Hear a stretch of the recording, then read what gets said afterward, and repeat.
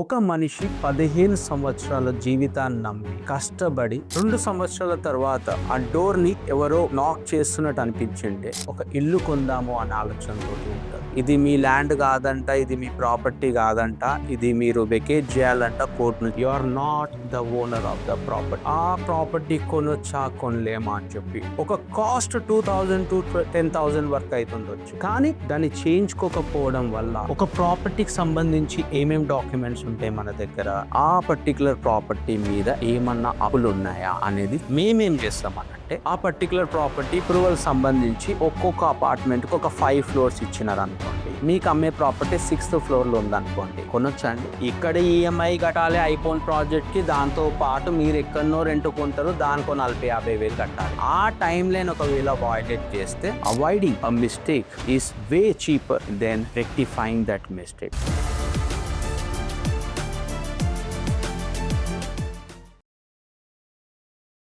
నేను ఒక మనిషి గురించి చెప్తాను. పేరు చెప్పను, ఎందుకనంటే ఆ మనిషి మీరు కావచ్చు, మీ అన్నయ్య కావచ్చు, లేదా మీ తండ్రే కావచ్చు. ఒక మనిషి 15 సంవత్సరాల జీవితాన్ని నమ్మి కష్టపడి ఒక ఇల్లు కొందాము అనే ఆలోచనతోటి ఉంటారు. ఎందుకనంటే తన పిల్లలకు ఆ ఇల్లు ఇవ్వచ్చు అని చెప్పి. అదే విధంగా పండుగలకు కొత్త బట్టలు కొనుక్కోకపోవడము, లేదు అని అంటే నిద్రలేని రాత్రులు ఎన్నో గడపడము, అవన్నీ కూడా త్యాగాలు చేసి మరీ ఇల్లు కొనాలనుకుంటారు. సో అదే విధంగా 15 సంవత్సరాల తర్వాత ఆ కళకు కావాల్సిన డబ్బులు వచ్చినాయి. రాగానే ప్రాపర్టీ ఎక్కడుందని చూసుకున్నారు, మంచి location. Seller also looked very confident. Sir డబ్బులు ఇచ్చేయండి, రిజిస్ట్రేషన్ చేస్తాము అన్నారు. సో రిజిస్ట్రేషన్ ఆఫీస్ కి వెళ్ళినారు, డబ్బులు తీసుకున్నారు, రిజిస్ట్రేషన్ చేసినారు. ఇప్పుడు అఫీషియల్ గా you are the owner of the property. ఆ కీస్ చేతిలో తీసుకొని ఆ హౌస్ వార్మింగ్, ఆ గృహ ప్రవేశం జరిగిన తర్వాత ఆ రాత్రి అతను చాలా సంతోషంగా కన్నీళ్లు కార్చడం జరిగింది. చాలా సంతోషంగా 15 సంవత్సరాల కళ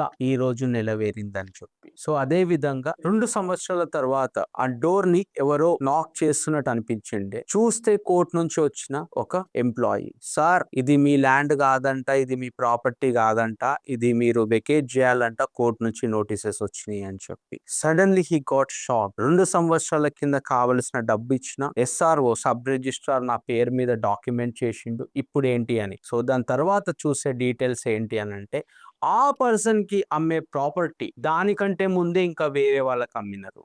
అంటే ఇది double registration property. Court officially declared that you are not the owner of the property. ఎవరైతే అమ్మినారో అతన్ని ఫ్రాడులెంట్ ట్రాన్స్ఫరర్ అంటామో, ఫ్రాడులెంట్ ట్రాన్స్ఫరర్ ఫోన్ చేస్తే స్విచ్ ఆఫ్, ఇంటికి వెళ్తే వెకేషన్. ఎవరిని పట్టుకోవాలి, ఏది చూడాలి, ఏది చేయాలి అనేది ఆలోచనే లేదు. ఇప్పుడు కోర్టు మెట్లు ఎక్కాల్సిన అవసరం ఉంది. అంటే ఇక్కడ నేను చెప్పదలుచుకున్న విషయం ఏంటనంటే ఒక లీగల్ ఒపీనియన్ ఒక 2 to 3 days పడుతుంది ఒక అడ్వకేట్ కి లీగల్ ఒపీనియన్ ఇవ్వడానికి. ఆ ప్రాపర్టీ కొనొచ్చా కొనలేమా అని చెప్పి ఒక కాస్ట్ 2000 to 10,000 వరకు అవుతుండొచ్చు. కానీ దాన్ని చేయించుకోకపోవడం వల్ల ఈ లీగల్ కాన్సిక్వెన్సెస్ వల్ల మనం కోర్టు చుట్టూ 3 సంవత్సరాల నుంచి 20 సంవత్సరాలు తిరగాల్సిన అవసరం ఉంటుంది. So remember that legal opinion should be done. మీకు తెలుసా భారతదేశంలో అక్షరాల 4.5 కోట్ల కేసులు పెండింగ్ లో ఉన్నాయి. చాలా వరకు 20 నుంచి 30 సంవత్సరాలు నడిచిన కేసెస్ కూడా ఉన్నాయి. అందులో మేజర్ గా కేసెస్ ఏంటనంటే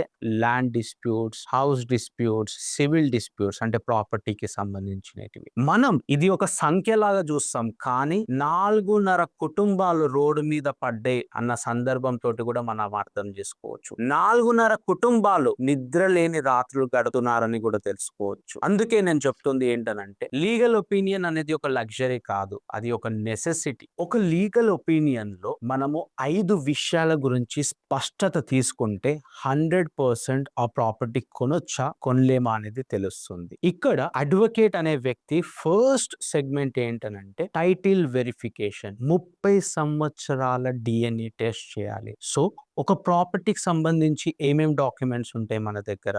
sale deeds, partition deeds, lease deeds, mortgage deeds and finally court order. గత 30 సంవత్సరాల నుంచి ఈ టైటిల్ చైన్ అనేది సక్రమంగా వస్తుందా వస్తలేదా అనేది చూసుకోవాల్సిన ఆస్పెక్ట్ చాలా ఇంపార్టెంట్. ఉదాహరణకు నేను ఒకటి ఎగ్జాంపుల్ చెప్తాను. మా ఫ్రెండ్ ఒక అతను ప్రాపర్టీ కొన్నాడు. సో ప్రాపర్టీ కొన్నాడు, he is enjoying the property for 2 years. దాని తర్వాత లీగల్ నోటీస్ వచ్చింది. ఏంటనంటే అతను ప్రాపర్టీ కొన్నది 200 గజాలు. Okay. Take it example as 300 square yards. అందులో ఎవరైతే యంగెస్ట్ బ్రదర్ ఉంటాడో అతను ఇతనికి అమ్మిండు. కాకపోతే అతనికి తెలియని విషయం ఏంటనంటే ఆ పర్టిక్యులర్ ప్రాపర్టీలో కో ఓనర్స్ ఉన్నారు. కో షేర్డ్ ప్రాపర్టీ అంటాము. అంటే అది ముగ్గురు పొత్తులో ఉన్న ప్రాపర్టీ. అంటే 100 గజాలకే ఒక్కొక్కరికి అథారిటీ. ఇప్పుడు లాస్ట్ పర్సన్ వచ్చేసి అతను 100 గజాలే కాకుండా మిగతా ఇద్దరి యొక్క 200 గజాలు కూడా చేయడం జరిగింది. అప్పుడు ఇతనికి కోర్ట్ నోటీసెస్ ఏమొచ్చిందనంటే నా వెస్టెడ్ ఇంట్రెస్ట్ ఉన్న ప్రాపర్టీని ఎలాంటి రైట్స్ లేకుండా నా తమ్ముడు అమ్మిండు. సో కొనడం నీ తప్పు. మీ మీద సివిల్ అండ్ క్రిమినల్ కేసెస్ పెడుతున్నాము అని చెప్పి లీగల్ నోటీస్ ఇవ్వడంతో పాటు ఒరిజినల్ సూట్ అనేది సివిల్ కోర్టులో ఫైల్ చేయడం జరిగింది. అంటే title verification is very important. గత 30 సంవత్సరాల నుంచి ఎవరి నుంచి ఎవరికి వచ్చినాయి, ఎవరి నుంచి ఎవరికి చేతులు మారినాయి ప్రాపర్టీ, ఇవన్నిటికి సంబంధించిన టైటిల్ వెరిఫికేషన్ చేసుకోవాల్సిన అవసరం ఎంతకైనా ఉందండి. రెండో విషయం ఎన్కంబరెన్స్ సర్టిఫికేట్. దాగున్న డెట్స్ ని బయట పెట్టే ఒక మిర్రర్. సో ఒక పర్టిక్యులర్ ప్రాపర్టీ అంటే షెడ్యూల్ ప్రాపర్టీ అంటాం మనము. నువ్వు ల్యాండ్ కొన్నా లేదా బిల్డింగ్ కొన్నా లేకపోతే అపార్ట్మెంట్ లో ఒక ఫ్లాట్ కొన్నా ఏ దానికైనా ఒక ఎన్కంబరెన్స్ సర్టిఫికేట్ అని ఉంటుంది. అందులో ఎవరు కొన్నారు, ఎవరు పర్టికులర్ ప్రాపర్టీని మార్గేజ్ లో పెట్టినారు, ఎవరు పర్టికులర్ ప్రాపర్టీని లీన్ లో ఉంది, ఎవరి పర్టికులర్ ప్రాపర్టీ కోర్ట్ అటాచ్మెంట్ లో ఉంది, అవన్నీ కూడా స్పష్టంగా ఎన్కంబరెన్స్ సర్టిఫికేట్ లో కనిపిస్తుంది. సో అది రిజిస్ట్రేషన్ డిపార్ట్మెంట్ అనేది మెయింటైన్ చేస్తుంది. సో మనం స్పష్టంగా ఆ పర్టికులర్ ప్రాపర్టీ మీద ఏమన్నా అప్పులు ఉన్నాయా అనేది చూసుకోవాల్సిన అవసరం ఎంతకైనా ఉంది. సో ఎన్కంబరెన్స్ సర్టిఫికేట్ అనేది చాలా ముఖ్యం. ఏవైతే డాక్యుమెంట్స్ రిజిస్టర్ అయితాయో ఆ పర్టికులర్ ప్రాపర్టీ మీద అవన్నీ కూడా ఇందులో కనిపిస్తాయి. సింపుల్ ఎగ్జాంపుల్ ఈస్ దట్ మీరు ఒక పర్టికులర్ ఇల్లు మీద లోన్ తీసుకున్నారు. మార్ట్గేజ్ డీడ్ అనేది ఈసీలో కనిపిస్తుంది. సో ఆ పర్టికులర్ ప్రాపర్టీ అప్పులలో ఉందా లేదా వేరే వాళ్ళ దగ్గర ప్లెడ్జ్ చేసినారా అవన్నీ కూడా తెలుసుకోవాల్సిన అవసరం ఉంది. అవన్నీ కూడా మనం ఎన్కంబరెన్స్ సర్టిఫికేట్ లో తెలుసుకుంటాము. ఇంకొక విషయం ఏంటనంటే చాలా వరకు చాలా మంది క్లయింట్స్ అడుగుతారు, సార్ ఏదైతే డాక్యుమెంట్ రిజిస్టర్ అవుతుందో సబ్ రిజిస్ట్రార్ దగ్గర ఆ డాక్యుమెంట్స్ మనకి ఈసీలో కనిపిస్తుంది. కానీ ఇండియాలో చాలా వరకు లీగల్ ట్రాన్సాక్షన్స్ అనేవి చాలా ఇన్ఫార్మల్ గా జరుగుతూ ఉంటాయి. For example partition deeds. కుటుంబ సభ్యుల మధ్యలో ఏదైతే ఆస్తి పంపకాలు ఉంటాయో ఆ ఆస్తి పంపకాలకు సంబంధించి రిజిస్ట్రేషన్ చేయించుకోరు. సార్ వాళ్ళు ఒక మ్యూచువల్ అగ్రిమెంట్ రాసుకుంటారు 100 రూపీస్ బాండ్ పేపర్ మీద, నాన్ జ్యుడిషియల్ స్టాంప్ పేపర్ మీద. మరి అది ఈసీలో కనిపించదు కదా sir. Definitely a good point. అదే విధంగా ప్రైవేట్ మనీ లెండర్ దగ్గరికి వెళ్తాము. రూపాయి మిత్తి కాకుండా 10 రూపాయలు మిత్తి ఇస్తాడు కాబట్టి ఆ ఫైనాన్షియల్ ట్రాన్సాక్షన్ ని ఈసీలో కనిపించొద్దు అని చెప్పి వాళ్ళిద్దరి మధ్యలోనే పోయి ఉంటది. ఆ ప్రైవేట్ డెప్ట్ కి సంబంధించింది కూడా ఉండదు కదా సార్. అదే విధంగా మార్గేజెస్ కూడా చాలా వరకు నాన్ బ్యాంకింగ్ ఫైనాన్షియల్ కార్పొరేషన్స్ కూడా ఆఫ్ రికార్డ్ ఇవ్వడం జరుగుతూ ఉంటది ప్రాపర్టీని లీన్ లో పెట్టకుండా. సో ఆ డాక్యుమెంట్స్ కూడా రిజిస్టర్ కావుగా సార్. మరి ఎట్లా సార్ అనేది చాలా సందర్భాలలో అడిగినాను. బట్ ఒక effective advocate like me will not only stop at encumbrance certificate. దానికి సంబంధించిన revenue records, mutation proceedings, Sethwar, బహానీస్, 13B, 1B, అడంగల్ అవన్నీ కూడా మేము చెక్ చేయడం జరుగుతుంది. దాంతో పాటు RTC that is rights, tenancy and crops, దీనికి సంబంధించిన ఆర్టీసీ కూడా మేము చేస్తాము. ఏంటనంటే ఆ particular property revenue mutation proceedings లో ఏ విధంగా చూపిస్తుంది. సో రిజిస్ట్రేషన్ అథారిటీ అనేది ఒకటి, దాంతో పాటు రెవెన్యూ ప్రొసీడింగ్స్ అనేది ఇంకొకటి. Registration authority is headed by the concern sub registrar and revenue proceedings are headed by the Mandal revenue officer. So మనం ఈ రెండు కూడా చెక్ చేసుకోవాల్సిన అవసరం ఉంటుంది. దాని వల్ల మనం ఎన్కంబరెన్స్ సర్టిఫికేట్ లో రిఫ్లెక్ట్ కాకపోయినా కానీ ఒక ప్రాపర్టీ కొనొచ్చా కొనలేమా అనేది ఒక ప్రూడెంట్ మైండ్ సెట్ తోటి మనం ఒక కన్క్లూజన్ కి రావచ్చండి. మూడో అంశం ల్యాండ్ క్లాసిఫికేషన్ అండ్ కన్వర్షన్. మనందరికీ తెలుసు హైదరాబాద్ లో పొల్యూషన్ చాలా పెరిగిపోయింది, సికింద్రాబాద్ లో పొల్యూషన్ చాలా పెరిగిపోయింది. మనం ఒక విల్లా కట్టుకోవాలన్నా లేకపోతే ఒక ఇండిపెండెంట్ హౌస్ కొనాలన్నా లేకపోతే ఒక మంచి అపార్ట్మెంట్ కొందామన్నా కొంచెం అవుట్స్కట్స్ కి వెళ్దామండి అని. సో అవుట్స్కట్స్ లో ఏముంటుందండి? అవుట్స్కట్స్ లో అగ్రికల్చర్ ల్యాండ్ ఉంటుంది. అగ్రికల్చర్ ల్యాండ్ మీద మనం బిల్డింగ్ కట్టుకోవచ్చా అనేది మొదటి ప్రశ్న. అగ్రికల్చర్ ల్యాండ్ మీద ప్లాటింగ్ చేయొచ్చా అనేది రెండో ప్రశ్న. Answer is that agriculture land మీద ఒక్క ఇటుక పెట్టినా కానీ అది ఇల్లీగల్. అంటే ఒక ప్రాజెక్ట్ ని ఒక పెద్ద సంస్థ దాని మీద ఒక ప్రాజెక్ట్ కట్టాలి అని అంటే దాని agriculture to non agriculture land గా కన్వర్ట్ చేయాల్సిన అవసరం ఉందండి. దానే మనం ఏమంటామంటే నాలా ప్రొసీడింగ్స్.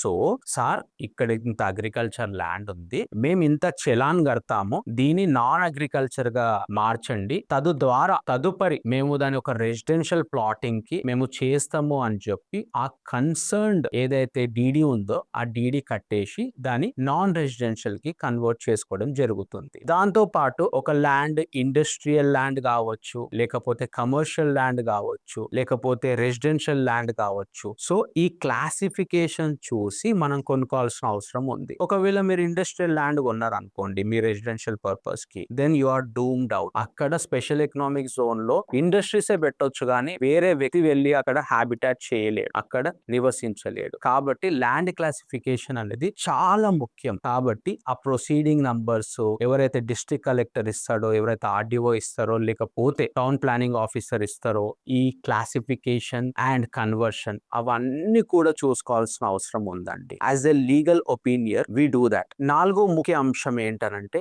Litigation search. ఒక ప్రాపర్టీ కొనేటప్పుడు దాని మీద ఏమైనా సివిల్ కేసెస్ ఉన్నాయా లేవా అనేది చెక్ చేసుకోవడము అవసరం అండి. ఏంటనంటే చాలా వరకు మనం చూస్తూ ఉంటాము, అరే అడ్డికి పౌసేర్ వస్తుంది పైసా, ప్రాపర్టీ 1000 రూపాయలు ఉన్నది వాడు 200కి అమ్ముతుంది. ఏంటనంటే అది ఏముంది, కేసులు అనేవి 50 ఏళ్ళు నడుస్తాయి, 100 ఏళ్ళు నడుస్తాయి, మనం మేనేజ్ చేయవచ్చులే అని చెప్పి కొనడం జరుగుతూ ఉంటుంది. కొంతమందికి ఆ విషయం తెలియదు ప్రాపర్టీ కేసులో ఉంది అని చెప్పి. సో కొంతమంది తెలిసి కూడా కొంటారు. సో ఇక్కడ section 52 of transfer of property act అనేది ఒకటి ఉందండి. అది ఏమంటుందంటే లిస్ పెండెన్స్ అంటుంది. అంటే ఒక ప్రాపర్టీ లిటిగేషన్ లో ఉంది అని తెలిస్తే దానికి సంబంధించిన ట్రాన్సాక్షన్స్ ఏవి కూడా చేయొద్దు అని చెప్పి. There should be no further proceedings in that schedule property. ఎందుకనంటే కొత్త పార్టీ సెంటర్ అయినారు అని అంటే అది it will lead to the multiplicity of proceedings అంటాము. సో అది ఎక్కడ ఆగని లిటిగేషన్ గా మారుతుంది. అందుకే మనం చూసినట్టయితే